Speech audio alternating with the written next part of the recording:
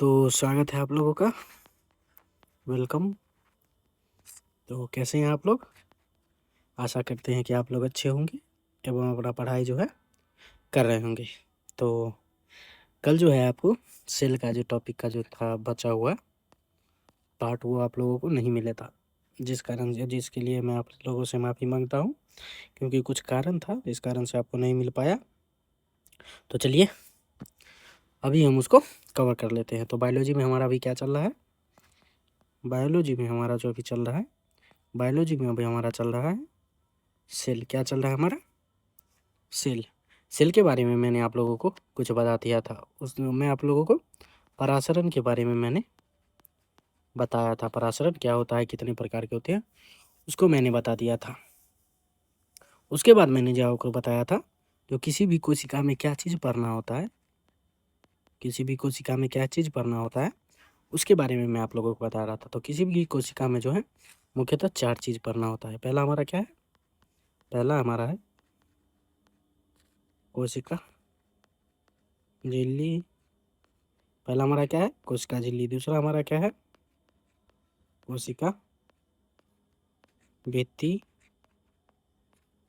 तीसरा हमारा चीज क्या है? तीसरा हमारा चीज है कोशिका द्रव।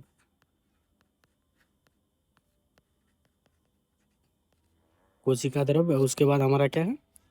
उसके बाद हमारा है केंद्रक। तो बस इतना चीज, यही चारों के बारे में जो है हम लोगों को पढ़ना है। तो मैंने जो है आप लोगों को कोशिका परासरण तक जो है आप लोगों को बता दिया था। तो अभी हमारा कौन सा टॉपिक चलेगा? अभी हमारा अब चलेगा कोशिका भित्ति। तो चलिए बिना समय गवाए हम अपने टॉपिक को शुरू करते हैं। कौन सा टॉपिक हमारा चलेगा अभी? कोशिका भित्ति चलेगा। क्योंकि मैंने आप लोगों को देखिए ऊपर जो है प्लाज्मा झिल्ली यानी कि कोशिका झिल्ली यानी कि प्लाज्मा मेम्ब्रेन के बारे में मैंने आप लोगों को क्या किया है? मैंने आप लोगों को प्लाज्मा मेम्ब्रेन के बारे में बता दिया है। तो अभी हमारा कौन सा टॉपिक चलेगा?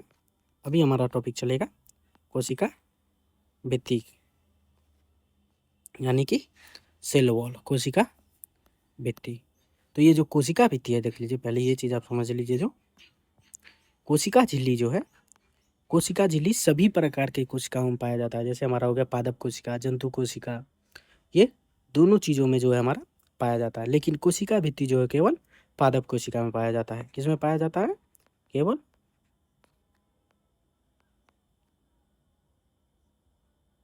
पादप कोशिका में पाया जाता है। किस कोशिका में? कोशिका भित्ति जो है हमारा केवल पादप कोशिका में ही पाया जाता है।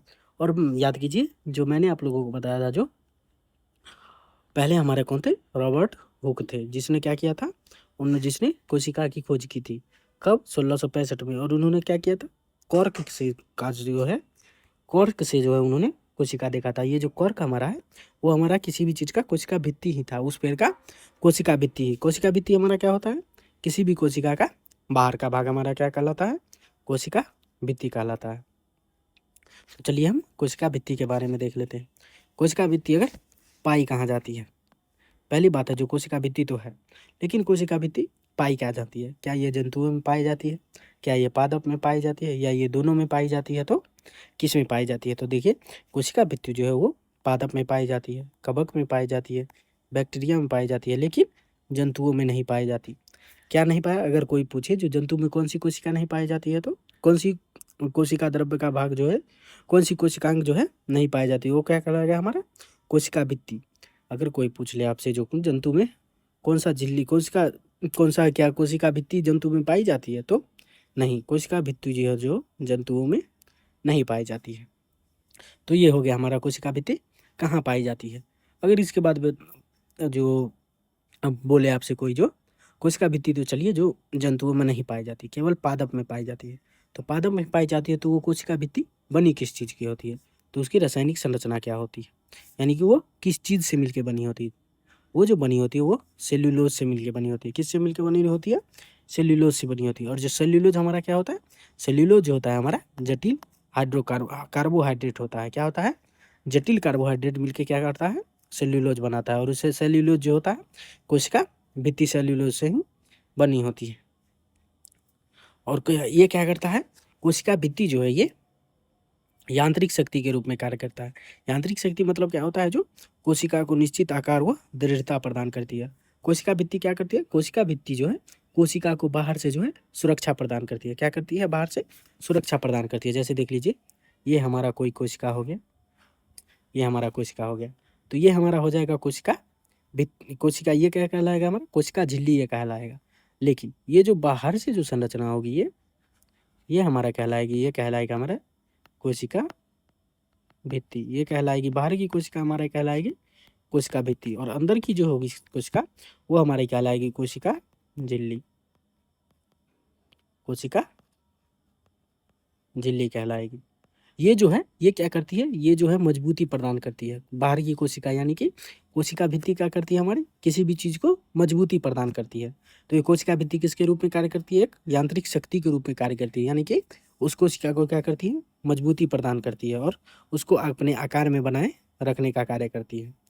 उसी के बाद अगर बात किया जाए तो इसकी सुरक्षा के बारे में, तो यह करती है अल्प परासरणी माध्यम में कोशिका को फटने से बचाती है। अल्प परासरणी क्या होता है, मैंने आप लोगों को ऊपर बताया है। तो अल्प परासरणी में जो है कोशिका को क्या करती है, कोशिका को फटने से बचाती है। तो कोशिका भित्ति का ये कुछ काम होता है जो, तो आप बस इतना ही चीज़ याद रखिए, क्योंकि कोशिका भित्ति के बारे में जो है एग्जाम में आपसे सबसे ज़्यादा जो पूछा गया वो पूछा गया, जो ये बनी किस चीज़ की होती है। तो ये बनी किसकी होती है, सेल्यूलोज की बनी होती है। और ये किस में नहीं पाई जाती है, तो जंतु में नहीं पाई जाती है। कोशिका भित्ति कहाँ नहीं पाई जाती है, जंतु में नहीं पाई जाती है। और ये जो है एक आंतरिक शक्ति के रूप में कार्य करती है। यानी कि कोशिका भित्ति क्या करती है, उस कोशिका को सुरक्षा प्रदान करती है। और अगर संयोजन के बारे में बात किया जाए तो पादप कोशिका आपस में जुड़ी रहती है। उसके बाद हो गया, ये हमारा हो गया कोशिका भित्ति। कोशिका भित्ति के बाद चलिए हम देख लेते हैं केंद्रक, क्योंकि हमें जो है कोशिका द्रव्य जो हम पढ़ेंगे, इसके बाद तो मैंने आप लोगों को बताया था जो कोशिका द्रव्य पढ़ेंगे, जैसे मैंने आप लोगों को बताया कोशिका भित्ति के बाद कोशिका द्रव्य पढ़ेंगे। लेकिन इसी कोशिका द्रव्य में हमारा क्या होता है, इसी कोशिका द्रव्य में हमारा कोशिकांग होता है। कोशिकांग मतलब क्या होता है, कोशिका का छोटा छोटा भाग जो होता है। जैसे हो गया हमारा माइटोकॉन्ड्रिया हो गया, जैसे हमारा गोल्जी बॉडी हो गया, जैसे हमारा जो हो गया इसी पर माइटोकॉन्ड्रिया होगा, गोल्जी बॉडी हो गया, इंडोप्लाज्मिक रेटिकुलम हो गया, ये सब हमारा क्या हो गया, ये कोशिका द्रव्य में ही हमारा पाया जाता है। तो सबसे पहले हम चलिए केंद्रक पढ़ लेते हैं, केंद्रक पढ़ लेंगे, उसके बाद हम कोशिका द्रव्य पढ़ लेंगे। कोशिका द्रव्य में ही हम सभी कोशिकाओं को पढ़ लेंगे, उसके बाद हमारा ये क्या हो गया चैप्टर, ये चैप्टर हमारा एंड हो जाएगा। तो चलिए हम सबसे पहले केंद्रक के बारे में पढ़ लेते हैं। किसके बारे में, केंद्रक के बारे में, यानी कि न्यूक्लियस के बारे में।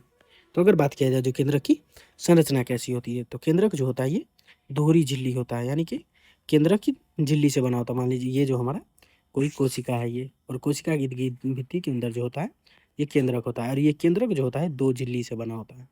कितने झिल्ली से, दो झिल्ली से बना होता है, जिसको ये क्या, जिस कारण से इसको क्या बोला जाता है, जिस कारण से इसको बोला जाता है दोहरी झिल्ली। क्या बोला जाता है, दोहरी झिल्ली जो होता है, दोहरी झिल्ली से बनी, सॉरी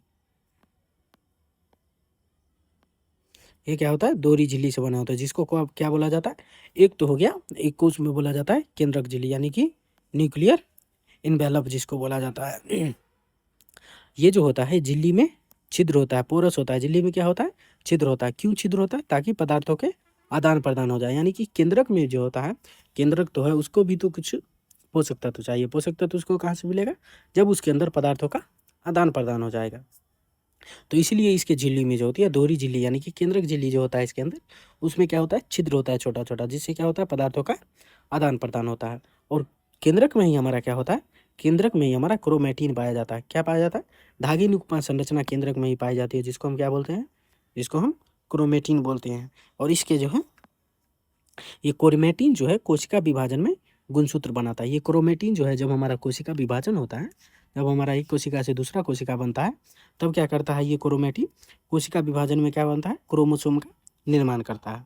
अगर उसके बारे में बात किया जाए तो केंद्रक में जो होता है अपना डीएनए होता है। केंद्रक में क्या होता है हमारा, उसके पास अपना डीएनए होता है। इसके क्या पास होता है, अपना डीएनए होता है। और डीएनए क्या करता है, उसके आनुवंशिक सूचनाओं का क्या करता है, भंडारण करता है। ये डीएनए क्या करता है, उसके इन्हें यानी कि उस कोशिका के आनुवांशिक सूचनाओं का भंडारण करता है। यानी किसी कोशिका के बारे में जानना है तो आप उसको उसके केंद्रक को खोजिए और केंद्रक में से डीएनए निकालिए, जिससे जो आप उस कोशिका के बारे में जान पाएंगे।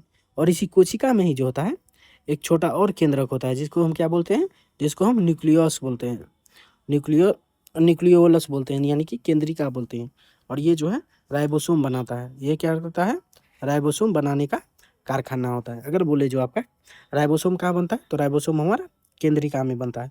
और राइबोसोम हमारा 2 प्रकार का होता है। कितना प्रकार का, एक होता है 70S राइबोसोम और एक होता है हमारा 80S राइबोसोम। ये आप लोगों को जानने की कोई ज़रूरत नहीं, सिर्फ आप इतना याद रखिए जो राइबोसोम 2 प्रकार के, एक होता है 70S राइबोसोम और एक होता है हमारा 80S राइबोसोम। तो ये हो गया हमारा केंद्रक के बारे में।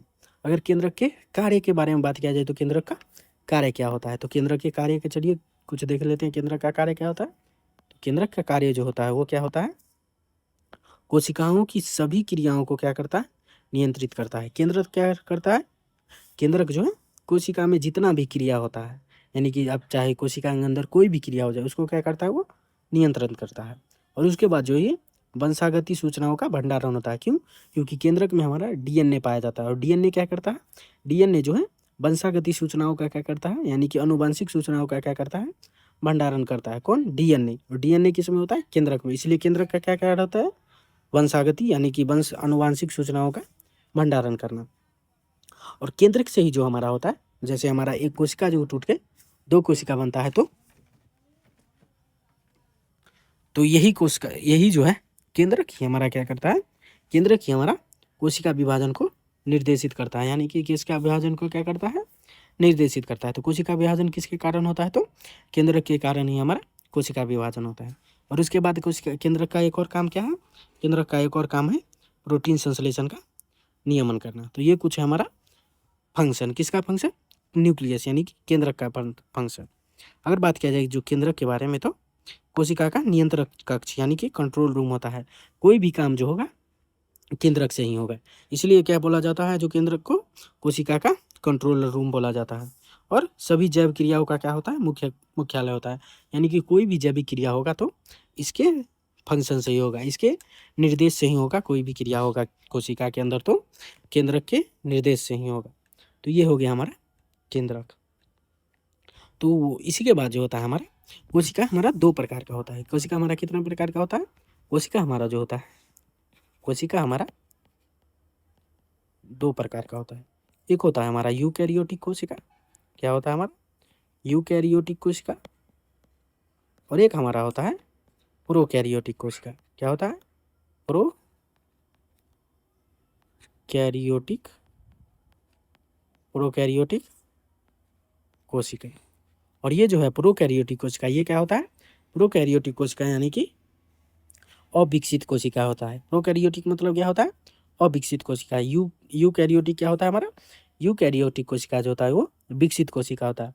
और फिर यूकैरियोटिक कोशिका हमारा कितने प्रकार का होता है, यूकैरियोटिक कोशिका हमारा 2 प्रकार का होता है। एक होता है हमारा पादप कोशिका और एक होता है हमारा जंतु कोशिका। तो आप इसको याद रखिए, इससे जो है आप सभी को याद रखिए, रख लीजिएगा। जो कोशिका कितने प्रकार का होता है, कोशिका 2 प्रकार का। पहला हमारा प्रोकैरियोटिक कोशिका जो अविकसित होता है, और दूसरा हमारा यूकैरियोटिक कोशिका जो क्या होता है, हमारा विकसित होता है। और यूकैरियोटिक कोशिका फिर कितने प्रकार के, 2 प्रकार के। पहला हमारा पादप कोशिका और दूसरा हमारा जंतु कोशिका।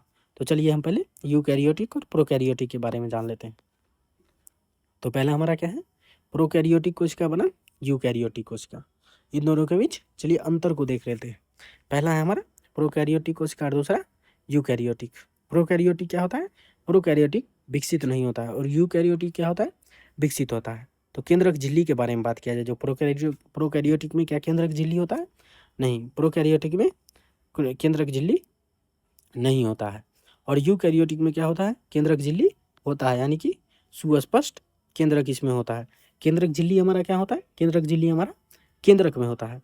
तो इससे भी ये भी बोला जा सकता है, जो क्या प्रोकैरियोटिक कोशिका में केंद्रक होता है, नहीं होता। प्रोकैरियोटिक कोशिका में केंद्रक नहीं होता, लेकिन केंद्रक होता है, लेकिन अविकसित केंद्रक होता है, यानी कि उतना विकसित नहीं होता है जितना यूकैरियोटिक कोशिका में होता है। इसलिए बोला जाता है जो केंद्रक झिल्ली जो है प्रोकैरियोटिक कोशिका में नहीं होता है, लेकिन यूकैरियोटिक कोशिका में क्या होता है, होता है और सुस्पष्ट केंद्रक होता है। इसके बारे में बात किया जाए जो उसके आगे देखिए जो प्रोकैरियोटिक कोशिका और यूकैरियोटिक कोशिका का आकार क्या होता है। तो प्रोकैरियोटिक कोशिका को जो आकार होता है वो बहुत ही छोटा होता है, यानी कि 1 से जो है 10 माइक्रोमीटर, ये जो यू की तरह लिखा हुआ है इसको माइक्रोमीटर बोलते हैं।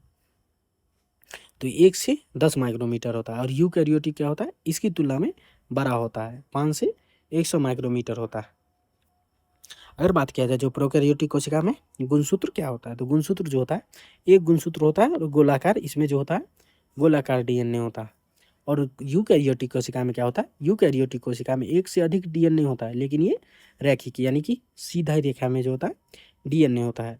तो इसके बाद अगर बात किया जाए जो क्या इसमें झिल्ली युक्त अंगक होता है, यानी कि प्रोकैरियोटिक कोशिका में झिल्ली युक्त अंगक होता है या यूकैरियोटिक कोशिका में होता है या नहीं।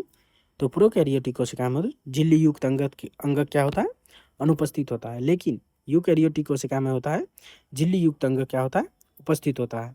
जैसे कि इंडोप्लाज्मिक रेटिकुलम हो गया हमारा, गोल्जी बॉडी हो गया, ये सब हमारा क्या होता है, ये होता है हमारा झिल्ली युक्त अंगक होता है। अगर उदाहरण के बारे में बात किया जाए जो प्रोकैरियोटिक कोशिका का उदाहरण क्या है, बैक्टीरिया हो गया, साइनोबैक्टीरिया हो गया, ये सब एक कोशिकीय जीव हमारा जो होता है वो लगभग क्या होता है, प्रोकैरियोटिक कोशिका होता है। उसके बाद यूकैरियोटिक कोशिका क्या हो गया, जैसे पादप हो गया, जंतु हो गया, कवक हो गया, प्रोटिस्टा हो गया, ये सब हमारा क्या हो गया, ये सब हमारा हो गया यूकैरियोटिक कोशिका के उदाहरण। तो देखिए कुछ ट्रिक जो है, जैसे प्रो यानी कि पहले, जैसे कि प्रोकैरियोटिक कोशिका यानी कि पहले की कोशिका, और कैरियन यानी कि केंद्रक, पहले के जीव जिसमें केंद्रक झिल्ली नहीं होती है, यानी कि प्रोकैरियन यानी कि प्रोकैरियोटिक, प्रो मतलब पहले और केंद्रक मत कैरियन मतलब केंद्रक, यानी कि वैसे जीव जिनमें केंद्रक झिल्ली नहीं होते हैं उसको क्या बोलेंगे, प्रोकैरियोटिक कोशिका। तो ये हो गया हमारा कुछ प्रोकैरियोटिक कोशिका और यूकैरियोटिक कोशिका। तो चलिए हम देख लेते हैं जो, अब जैसे मैंने आप लोगों को बताया था जो कोशिका में क्या देखेंगे हम, कोशिका में जो है मुख्यतः 4 चीज़ देखेंगे। मैंने आप लोगों को पहले कोशिका झिल्ली बता दिया, उसके बाद मैंने आप लोगों को कोशिका भित्ति बता दिया, उसके बाद मैंने आप लोगों को केंद्रक बता दिया। अब हमारा क्या बच गया, कोशिका द्रव्य बच गया और उसके अंदर उपस्थित कोशिकांग बच गया। तो हमारा ये लास्ट टॉपिक हो जाएगा कोशिका द्रव्य। तो चलिए कोशिका द्रव्य एवं जीव द्रव्य के बारे में बात कर लेते हैं। ये क्या हो गया हमारा कोशिका द्रव्य। अगर कोशिका द्रव्य के बारे में बात किया जाए जो कोशिका द्रव्य होता क्या है, तो जैसे देख लीजिए ये हमारा कोई कोशिका है और इसके अंदर जो है हमारा ये, इसके अंदर ये हमारा केंद्रक है। तो ये जो हमारा हो गया यानी कि ये, यानी कि कोशिका के बाहर का जो होगा द्रव्य वाला भाग, कोशिका का बाहर जैल युक्त द्रव्य जो होगा वो हमारा क्या कहलाएगा, कोशिका का बाहर हमारा जो होगा, यानी कि सॉरी कोशिका के बाहर बोल रहे हैं, केंद्रक को छोड़ करके केंद्रक के बाहर का जितना भी द्रव्य होगा वो हमारा क्या कहलाएगा, वो हमारा क्या कहलाएगा, कोशिका द्रव्य। और जब हम केंद्रक के द्रव्य को भी इसमें मिला देंगे, जब हम कोशिका द्रव्य के साथ साथ केंद्रक को भी मिला देंगे तब हमारा क्या होगा, जीव द्रव्य। कोशिका द्रव्य क्या होता है, केंद्रक को जब नहीं मिलाते हैं तब हमारा क्या होता है, कोशिका द्रव्य। जब केंद्रक को मिला देंगे तब हमारा जीव द्रव्य। तो यह हो गया कोशिका द्रव्य और जीव द्रव्य। केंद्रक को मिलाएंगे तब हमारा जीव द्रव्य और केंद्रक नहीं मिलेगा तब वो होगा कोशिका द्रव्य। सिंपल याद रखिए, कोशिका द्रव्य पूछे तो केंद्रक को उसमें नहीं रखना है, और अगर आपको जीव द्रव्य बोला तो केंद्रक के साथ आपको जीव कोशिका द्रव्य को भी रखना है। तो इसी में जो होता है कोशिका के सभी जैविक रासायनिक क्रियाएं यही होती है। किस में होता है, जीव द्रव्य होता है, यानी कि केंद्रक के अंदर जो होता है वही होगा और केंद्रक के बाहर वाली सभी द्रव्य युक्त भाग को हम क्या बोलेंगे, जीव द्रव्य बोलेंगे। और अगर बात किया जाए जो हमारा कोशिकांग किस में उपस्थित होता है, क्या जीव द्रव्य में उपस्थित होता है या कोशिका द्रव्य में, तो हमारा कोशिकांग जो होगा, कोशिकांग हमारा जो होता है वो इस जीव द्रव्य में उपस्थित होता है। किस में उपस्थित होता है, इस जीव द्रव्य में उपस्थित होता है, ना कि कोशिका द्रव्य में उपस्थित, यानी कि सॉरी हमारा जो कोशिकांग होता है वो हमारा जो होता है वो कोशिका द्रव्य यानी कि साइटोप्लाज्म में होता है, ना कि प्रोटोप्लाज्म यानी कि जीव द्रव्य में हमारा कोशिका नहीं होता है। तो कोशिका द्रव्य में स्थित अंगक यानी कि कोशिका द्रव्य में स्थित कौन कौन से भाग है उसको चलिए देख लेते हैं। कोशिका द्रव्य में स्थित अंगक, और इसी में हमारा होता है एक एंडोप्लाज्मिक रेटिकुलम, एक हमारा होता है गोल्जी बॉडी, एक हमारा होता है माइटोकॉन्ड्रिया, एक हमारा हो गया लाइसोसोम, उसके बाद हो गया प्लास्टिड, उसके बाद रसधानियाँ और राइबोसोम। क्या हो गया हमारा, जैसे हमारा हो गया रसधानियाँ, राइबोसोम, उसके बाद हो गया हमारा माइटोकॉन्ड्रिया, लाइसोसोम, गोल्जी बॉडी, उसके बाद एंडोप्लाज्मिक रेटिकुलम। तो ये सब हमारा हो गया कुछ कोशिका में द्रव्य स्थित अंगक, कोशिका द्रव्य में स्थित अंगक। ये जो होता है राइबोसोम सभी कोशिकाओं में होते हैं, प्रोकैरियोटिक में 70S और यूकैरियोटिक में 80S और 80S दोनों में होते हैं। राइबोसोम सभी कोशिकाओं में होते हैं, प्रोकैरियोटिक और प्रोकैरियोटिक में जो होता है वो 70S राइबोसोम होता है और यूकैरियोटिक में 80S राइबोसोम होता है। तो चलिए हम सबसे पहले देख लेते हैं एंडोप्लाज्मिक रेटिकुलम यानी कि अंतःप्रदवयी जालिका। क्या होता है एंडोप्लाज्मिक रेटिकुलम?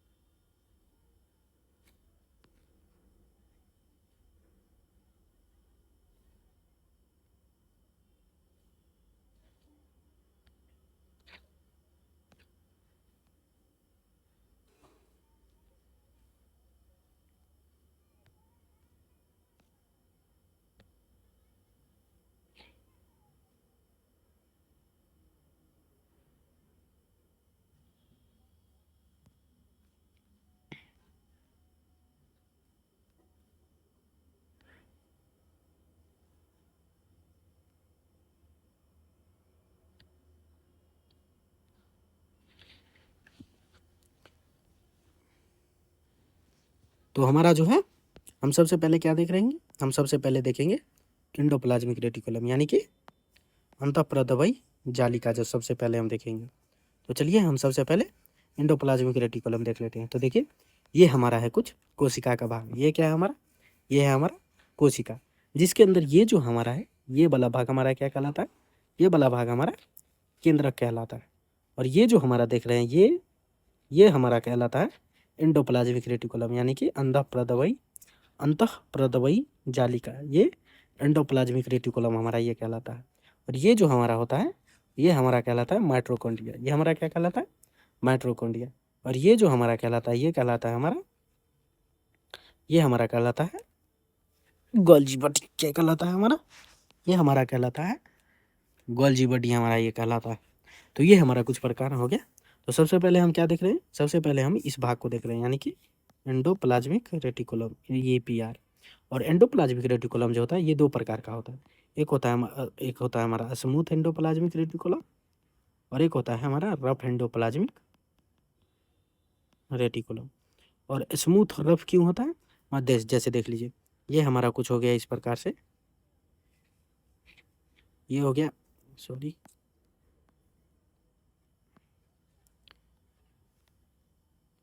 जैसे देख लीजिए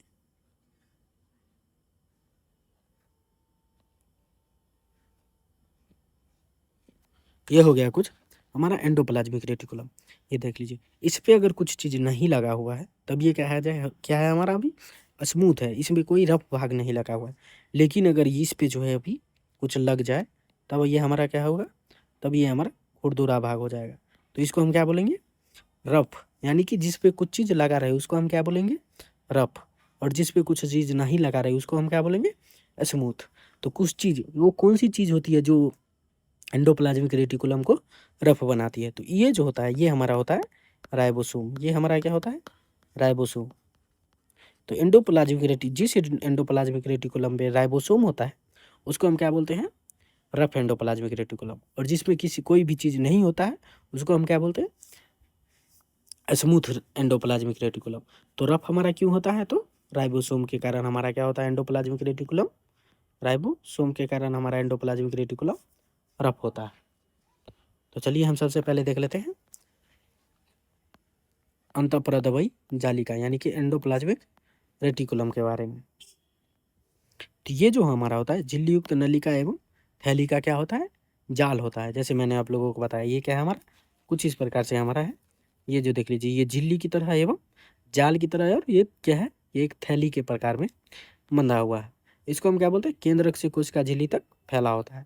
ये क्या होता है हमारा, देख लीजिए, ये केंद्रक से होके और ये कोशिका झिल्ली तक क्या है हमारा, फैला हुआ है। और ये मैंने आप लोगों को बताया जो ये 2 प्रकार के होता है। एक हमारा हो गया रम्फ एंडोप्लाज्मिक रेटिकुलम, यानी कि रुक्ष, यानी कि आप चिकनी तरीका से खुरदुरा इसको याद रखिए, खुरदुरा एंडोप्लाज्मिक रेटिकुलम। और दूसरा हमारा हो गया एसईआर, यानी कि चिकना एंडोप्लाज्मिक रेटिकुलम, यानी कि स्मूथ एंडोप्लाज्मिक रेटिकुलम। तो रफ क्यों होता है, क्योंकि इस पे राइबोसोम लगे होते हैं, जिस कारण से ये खुरदुरा दिखता है। और ये स्मूथ क्यों होता है, क्योंकि इस पे राइबोसोम नहीं होता, जिस कारण से ये चिकना दिखता है। और ये जो होता है रफ एंडोप्लाज्मिक रेटिकुलम, ये क्या, इसका काम क्या है, तो ये क्या करता है, ये प्रोटीन संश्लेषण करता है और परिवहन का काम करता है। और ये जो हमारा स्मूथ एंडोप्लाज्मिक रेटिकुलम, ये क्या करता है हमारा, वसा संश्लेषण करता है। तो जिस पे जो हमारा राइबोसोम लगा हो वो क्या करता है, वो प्रोटीन संश्लेषण करता है, और जिस पे राइबोसोम नहीं है वो क्या करता है, वसा संश्लेषण करता है। तो ये जो है रफ एंडोप्लाज्मिक रेटिकुलम क्या करता है, प्रोटीन बनाने में महत्वपूर्ण भूमिका निभाता है। और ये क्या करता है, विषहरण है, यानी कि यकृत में क्या करता है, महत्वपूर्ण भूमिका निभाता है। तो अगर एंडोप्लाज्मिक रेटिकुलम के अन्य कार्य के बारे में बात किया जाए, जो इसका अन्य कार्य क्या है, तो अन्य कार्य है कोशिका के अंदर पदार्थों का क्या करना, परिवहन करना। क्या करना, कोशिका के अंदर पदार्थों का परिवहन करना। उसके बाद क्या है, नई झिल्ली बनाने में सहायक करना। ये क्या है हमारा, नई झिल्ली बनाने में सहायक, जिसको हम क्या बोलते हैं, झिल्ली जीवांत जनन जिसको बोलते हैं। तो एंडोप्लाज्मिक रेटिकुलम का कुछ अन्य कार्य क्या है, कोशिका के अंदर पदार्थों का परिवहन, परिवहन मतलब पदार्थ को एक स्थान से उठा के दूसरे स्थान पर ले जाना। उसके बाद हमारा दूसरा कार्य क्या है, नई झिल्ली बनाने में सहायक, यानी कि जब एक झिल्ली जो हमारा, जब वो उसका जो है समय पूरा हो जाता है, उसके बाद हमारा नई झिल्ली बनाना, वो किसका काम होता है, तो एंडोप्लाज्मिक रेटिकुलम का कार्य होता है। अंत अद्रव्यी जाली का क्या क्या होता है, काम होता है। उसके बाद हमारा दूसरा दूसरा जो है, वो दूसरा कोशिकांग कौन सा था, तो हमारा दूसरा कोशिकांग था गोल्जी उपकरण। क्या था हमारा, गोल्जी उपकरण। और गोल्जी उपकरण जो होता है कुछ इस प्रकार से होता है हमारा गोल्जी उपकरण, देख लीजिए, ये कुछ इस प्रकार का होता है। और इसमें जो धीरे धीरे ये कुछ इस प्रकार से हमारा गोल्जी उपकरण होता है। तो गोल्जी उपकरण के बारे में सबसे पहले देख लीजिए, इसका खोज किसने किया। तो गोल्जी उपकरण के खोजकर्ता जो है वो है कैमिलो गोल्जी। सीधा आप गोल्जी याद रखिए, गोल्जी ने खोज किया, जिस कारण से इसको गोल्जी उपकरण बोला जाता है। तो कैमिलो गोल्जी ने इसका क्या किया, खोज किया। ये रचना क्या है, झिल्ली युक्त चपटी शैलियाँ है। जैसे देख लीजिए, ये झिल्ली युक्त तो है, लेकिन ये क्या है, चपटी शैलियाँ है। सिस्टर्न के रूप में काम करता है। सिस्टर्न जैसे इसके बाहरी भाग जो होता है, सिस्टर्न एक के ऊपर एक होता है, कि देख लीजिए ये सिस्टर्न है, उसके एक के ऊपर एक होता है। इसका काम क्या है, तो इसका काम है संशोधन करता है, यानी कि एंडोप्लाज्मिक रेटिकुलम से आए प्रोटीन व लिपिड का रासायनिक संशोधन करना।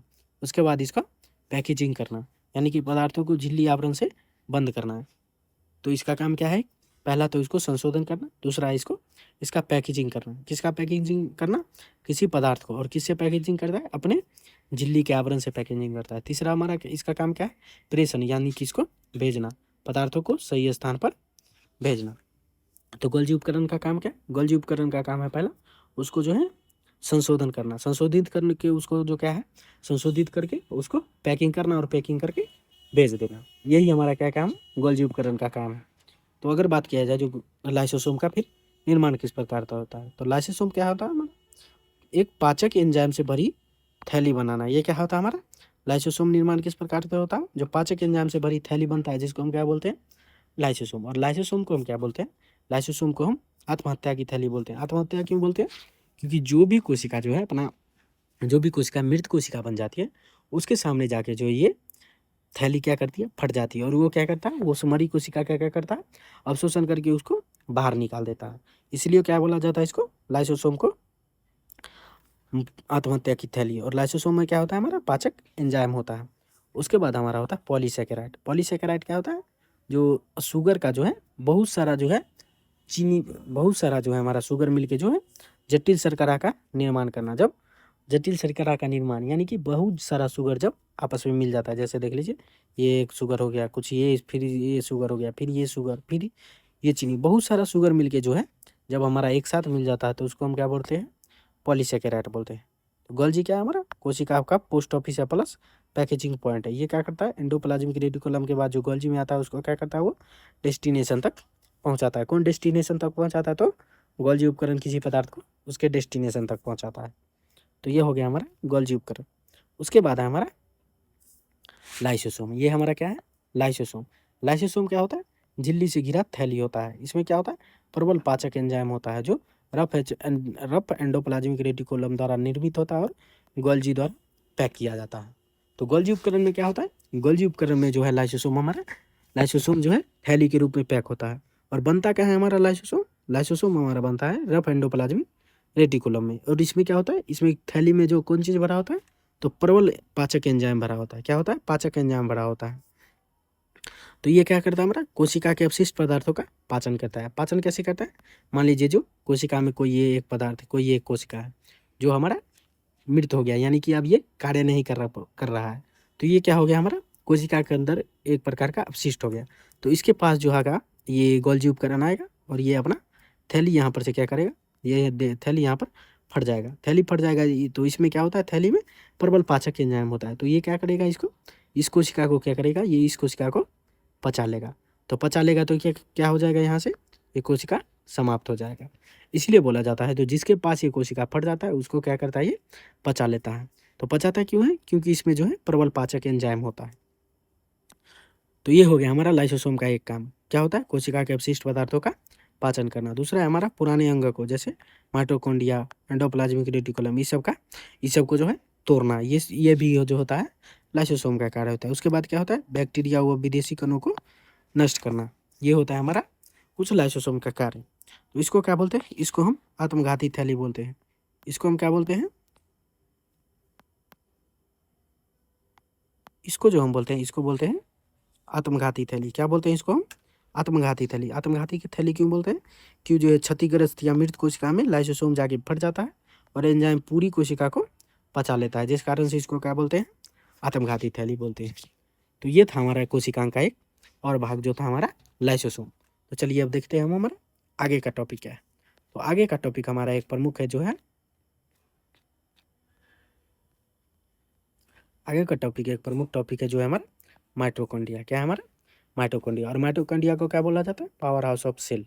माइटोकॉन्ड्रिया को क्या बोला जाता है, कोशिका का बिजली घर या पावर हाउस ऑफ सेल। अगर माइटोकॉन्ड्रिया के बारे में बात किया जाए तो माइटोकॉन्ड्रिया क्या होता है, माइटोकॉन्ड्रिया भी जो होता है वो दोहरी झिल्ली से बना होता है। माइटोकॉन्ड्रिया देख लीजिए कुछ इस प्रकार से बना होता है।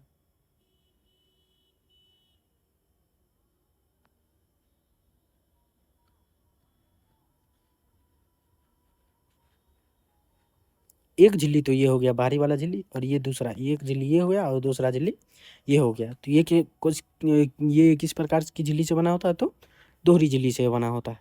और इसके अंदर जो होता है आउटर झिल्ली क्या होता है, आउटर में थोड़ा आउटर झिल्ली जो होता है छिद्रित होता है, जिस कारण से इससे पदार्थ जो है अंदर जा पाता है।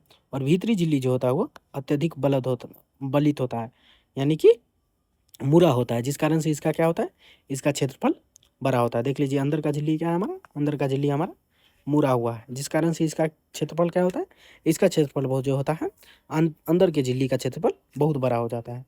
और मैट्रिक्स जो होता है इसमें तरल भाग होता है, जिसको हम क्या बोलते हैं, क्रेब्स चक्र यहाँ होता है। तरल भाग में हमारा क्या होता है, क्रेब्स चक्र होता है, हमारा क्रेब्स चक्र यहाँ होता है।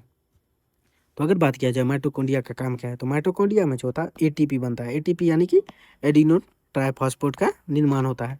जब हमारा कोई भी जो है, जैसे हमारा कोई भी व्यक्ति जो है अंदर अपना कोई भोजन लिए, यानी कि मान लीजिए जो ग्लूकोज लिए अंदर, ग्लूकोज जो है इस माइटोकॉन्ड्रिया के पास जाएगा और ग्लूकोज से क्या होगा, एटीपी का निर्माण होगा। और एटीपी क्या करेगा, हमारा एटीपी ऊर्जा मुक्त करेगा, जिससे हमारे शरीर में एनर्जी आएगी, जिस कारण से इसको क्या बोला जाता है, माइटोकॉन्ड्रिया को कोशिका का पावर हाउस बोला जाता है। क्योंकि यहाँ एटीपी का निर्माण होता है। और माइटोकॉन्ड्रिया में क्या होता है, माइटोकॉन्ड्रिया में अपना डीएनए और राइबोसोम होता है और कुछ प्रोटीन स्वयं बनाता है। तो हमारा जो होगा केंद्रक में उसका खुद प्रोटीन, केंद्रक में खुद उसका केंद्रक में खुद अपना उसका डीएनए होता है, और माइटोकॉन्ड्रिया में खुद उसका क्या होता है, डीएनए होता है। और ये जो है हमारा माइटोकॉन्ड्रिया ये क्या होता है, अर्ध स्वायत्त अंग है, यानी कि सेमी ऑटोनोमस ऑर्गन है। एटीपी जो होता है हमारा, एटीपी क्या होता है, कोशिका का पेट्रोल होता है। माइटोकॉन्ड्रिया प्लस प्लास्टिड जो होता है दोनों में अपना डीएनए होता है। माइटोकॉन्ड्रिया और प्लास्टिड दोनों में क्या होता है, अपना डीएनए होता है। लेकिन प्लास्टिड क्या होता है, प्लास्टिड केवल पादप में पाया जाता है और जंतु में नहीं पाया जाता। तो प्लास्टिड हमारा क्या होता है, प्लास्टिड होता है केवल पादप कोशिका में पाया जाता है। इसकी संरचना क्या होती है, इसकी संरचना में दोहरी झिल्ली होती है, इसमें अपना डीएनए और राइबोसोम होता है। और पादप में प्लास्टिड जो होता है हमारा, प्लास्टिड हमारा विभिन्न प्रकार का होता है, विभिन्न प्रकार के रंग द्रव्य होते हैं। प्लास्टिड हमारा क्या होता है, प्लास्टिड होता है जो किसी भी पदार्थ को रंग देता है।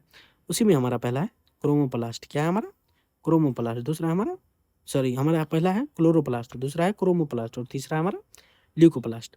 क्लोरोप्लास्ट क्या करता है, क्लोरोफिल होता है। क्लोरोप्लास्ट में क्या होता है, क्लोरोफिल होता है, जिस कारण से हमारा क्या होता है, प्रकाश संश्लेषण की भी क्रिया होती है। इसी क्लोरोफिल के कारण हमारा क्या होता है, प्रकाश संश्लेषण करता है। इसमें हमारा क्या होता है, ग्रेना होता है प्लस स्ट्रोमा संरचना होता है। प्लास्टिड में हमारा क्या होता है, प्लास्टिड यानी कि हरित लवक। हरित लवक में क्या होता है हमारा, ग्रेना होता है और स्ट्रोमा संरचना होता है। ग्रेना हमारा क्या होता है, देख लीजिए, ये हमारा हो गया प्लास्टिड। प्लास्टिड में जो होगा बहुत सारा जो थैलीनुमा संरचना होगा। और इसी थैलीनुमा संरचना को हम क्या बोलेंगे, इस थैलीनुमा एक संरचना को हम बोलेंगे ग्रेमा। और इसी जब सभी को हम मिला देंगे तब हमारा क्या हो जाएगा, स्ट्रोमा। ये क्या हो जाएगा हमारा स्ट्रोमा। तो इसी प्रकार जो होता है, इसी प्रकार इसी ये एक प्रकार दूसरे से क्या होते हैं, ये एक दूसरे से क्या होते हैं, जुड़े रहते हैं। तो ये हो गया हमारा क्लोरोप्लास्ट। तो सॉरी प्लास्टिड। प्लास्टिड कितने प्रकार के, 3 प्रकार के। पहला हमारा क्लोरोप्लास्ट, दूसरा हमारा हो गया क्रोमोप्लास्ट, तीसरा ल्यूकोप्लास्ट। क्रोमोप्लास्ट क्या होता है, जिसमें क्लोरोफिल होता है, क्लोरोप्लास्ट में क्लोरोफिल होता है। और इसी क्लोरोफिल के कारण जो है हमारा पौधा क्या करता है, प्रकाश संश्लेषण करता है। और क्रोमोप्लास्ट क्या करता है, तो क्रोमोप्लास्ट रंगीन प्लास्टिड होता है, जिसे पीला, नारंगी और लाल रंग देता है। ये क्या करता है, फल व पुष्पों को जो है आकर्षक रंग देता है। तो क्लोरोप्लास्ट क्या करता है, क्लोरोप्लास्ट से प्रकाश संश्लेषण होता है। क्रोमोप्लास्ट क्या करता है, जो है फल और पुष्प को रंग देता है। और ल्यूकोप्लास्ट क्या करता है, रंगहीन प्लास्टिड होता है, यानी कि जड़ व तने में होता है। स्टार्च, तेल व प्रोटीन संचय ये करता है। ल्यूकोप्लास्ट हमारा क्या करता है, स्टार्च, तेल या प्रोटीन का संचय करता है, यानी कि प्रोटीन ये सब इकट्ठा करता है। और क्रोमोप्लास्ट क्या करता है हमारा, क्रोमोप्लास्ट के कारण ये जो है फूल व पुष्प क्या करता है, आकर्षक रंग का होता है। और क्लोरोप्लास्ट के कारण क्या क्या होता है हमारा, क्लोरोप्लास्ट के कारण प्रकाश संश्लेषण होता है। तो ये हो गया हमारा प्लास्टिड के बारे में। इसके बाद हमारा रसधानियाँ, यानी कि वैक्यूल्स। रसधानियाँ क्या होता है, रसधानियाँ होता है जो किसी कोशिका में खाली स्थान। रसधानियाँ क्या होता है, किसी कोशिका में जो होता है खाली स्थान होता है रसधानियाँ। और ये रसधानियाँ जो होता है जंतु कोशिका और पादप कोशिका दोनों में पाया जाता है। लेकिन जंतु कोशिका में जो रसधानियाँ होती है, यानी कि खाली स्थान जो होता है वो छोटी होता है और कम संख्या में होता है। लेकिन पादप कोशिका में जो है रसधानियाँ एक बड़ी केंद्रीय रसधानियाँ होती है। और कभी कभी तो ऐसा होता है जो पादप कोशिका में 99% तो रसधानी होगी, केवल 1% में सभी चीज़ होगा। लेकिन हमारा जो होगा जंतु कोशिका में जो हमारा रसधानी होगा वो रसधानी छोटी होगा और कम संख्या में होगा। और जंतु कोशिका में जो होता है कभी कभी अस्थायी भी होती है। लेकिन कोशिका के ये जो पादप कोशिका में जो होता है, ये कोशिका के 50 से 90% आयतन तक केवल पादप कोशिका में रसधानियाँ ही होती है। और ये जंतु कोशिका में रसधानियाँ का काम क्या है, तो भोजन, जल और अपशिष्ट का संग्रहण करना। भोजन, यदि मान लीजिए कोई खाली खाली जगह है तो वहाँ पे क्या हो जाएगा, कोई चीज़ जाके वहाँ पे इकट्ठा हो जाएगा। तो उसमें से सबसे पहला चीज़ इकट्ठा क्या होगा, जो हम बाहर से इनटेक लेंगे। तो बाहर से इनटेक हम क्या लेते हैं, बाहर से इनटेक लेते हैं भोजन, जल, अपशिष्ट जो हम खाते हैं, उसके बाद हमारा अपशिष्ट बचता है, ये सब जाके उसमें क्या हो जाएगा, जमा हो जाएगा। और ये जो पादप कोशिका में जो होता है राजधानी, ये कोशिका को स्फीति प्रदान करती है। क्या करती है, स्फीति प्रदान करती है। और राजधानियाँ जो होती है जंतु कोशिका की राजधानियाँ, या एक कोशिकीय में सिकुड़न राजधानियाँ होती है, यानी कि जल निकासन के लिए होता है। और पादप कोशिका में जो होता है कोशिका को सीधा और कठोर रखती है। पादप कोशिका में राजधानी क्या करती है, कोशिका को सीधा रखती है और कठोर रखती है। और ये क्या करती है, चयापचय यानी कि पाचन और संग्रहण में जो होता है सहायक होता है। पादप राजधानियाँ कोशिका को खड़ा रखती है, जब जल कम हो तो ये क्या करता है, मुरझाता है।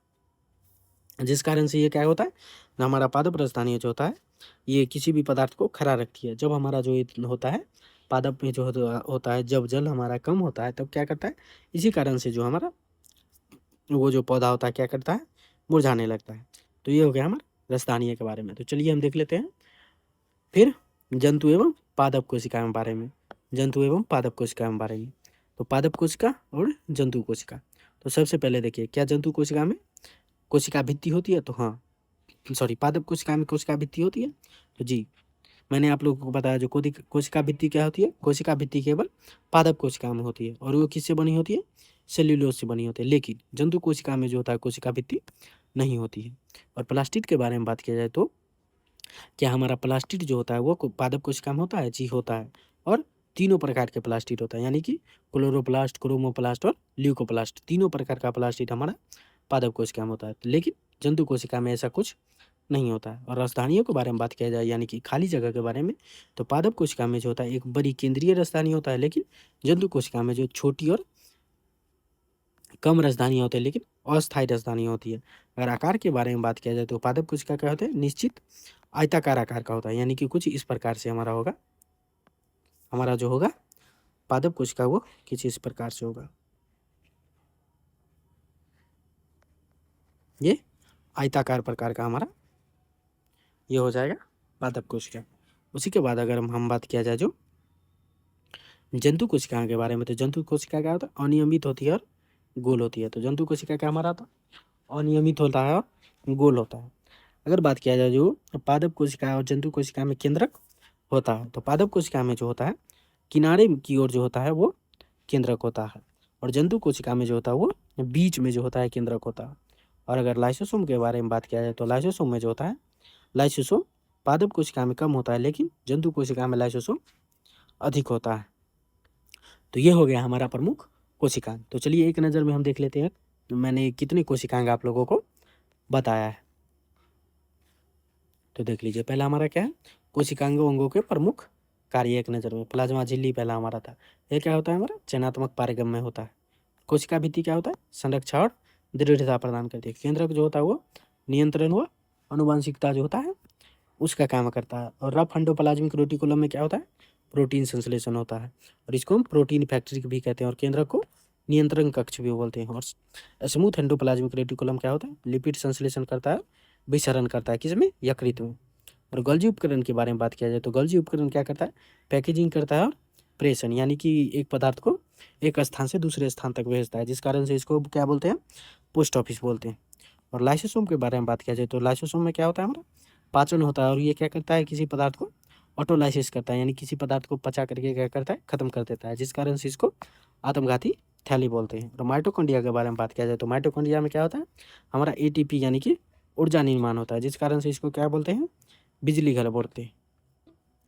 और अगर क्लोरोप्लास्ट के बारे में बात किया जाए तो क्लोरोप्लास्ट क्या होता है? हमारा प्रकाश संश्लेषण करता है। किसमें? क्लोरोप्लास्ट के कारण हमारा क्या होता है?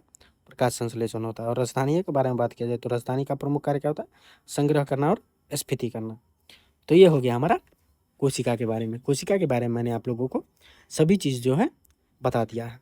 तो आप लोग जो है एक बार पार्ट 1 और पार्ट 2 दोनों देख लीजिए, जिसके बाद आप लोगों को जो है कोशिका से रिलेटेड जो है डाउट खत्म हो जाएगा। तो चलिए एक नज़र में देख लेते हैं जो मैंने आप लोगों को क्या क्या बताया। तो सबसे मैंने आप लोगों को बारे में बताया कोशिका की खोज के बारे में, किसने किया उसके बारे में बताया। फिर मैंने आप लोगों को जीवित कोशिका की खोज के बारे में उसको बताया, जो लीबनहक ने किया। और मरी कोशिका की खोज किसने की थी? रॉबर्ट हुक ने। उसके बाद मैंने केंद्रक की खोज के बारे में आपको बताया, जो रॉबर्ट ब्राउन ने किया। उसके बाद मैंने आप लोगों को कोशिका सिद्धांत के बारे में बताया। पहले मैंने बताया स्लेडन, उसके बाद स्वान, और उसके बाद में मैंने बिरचू के बारे में बताया। उसके बाद मैंने प्लाज्मा झिल्ली के बारे में बताया, जो प्लाज्मा झिल्ली हमारा क्या होता है? चयनात्मक पारगम्य होता है। उसके बाद मैंने कोशिका भित्ति के बारे में बताया, जो ये सेल्यूलोज से बना होता है और केवल पादप में पाया जाता है। उसके बाद मैंने आत्मघाती थैली के बारे में बताया, यानी कि लाइसोसोम के बारे में बताया। और उसके बाद मैंने शक्तिगिरी यानी कि माइटोकॉन्ड्रिया के बारे में बताया। उसके बाद मैंने आप लोग प्रोटीन फैक्ट्री यानी कि रफ एंडोप्लाज्मिक रेटिकुलम और स्मूथ एंडोप्लाज्मिक रेटिकुलम दोनों बताया। रफ क्यों होता है? रफ एंडोप्लाज्मिक रेटिकुलम इसलिए होता है क्योंकि उस पर राइबोसोम होता है। उसके बाद मैंने आपको पैकिंग प्लॉट के बारे में बताया, यानी कि गोल्जी उपकरण के बारे में बताया। और उसके बाद मैंने आप लोगों को बताया अपना डीएनए रखने वाले अंग, जैसे हो गया हमारा माइटोकॉन्ड्रिया और प्लास्ट। तो ये हो गया हमारा कोशिका का चैप्टर। यहाँ पे हमारा क्या हो गया? कोशिका का चैप्टर यहाँ पे हमारा खत्म हो गया। तो सेल का चैप्टर जो यहाँ पे क्या हो गया?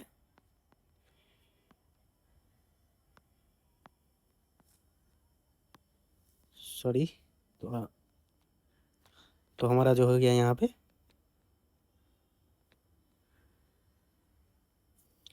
जो हो गया हमारा सेल का टॉपिक क्या हो गया, सेल का टॉपिक कंप्लीट हो गया। तो मिलते हैं हम आपसे नेक्स्ट लेक्चर में, तब तक के लिए धन्यवाद, थैंक यू, ध्यान रखिए और पढ़ते रहिए। जय हिंद, जय भारत।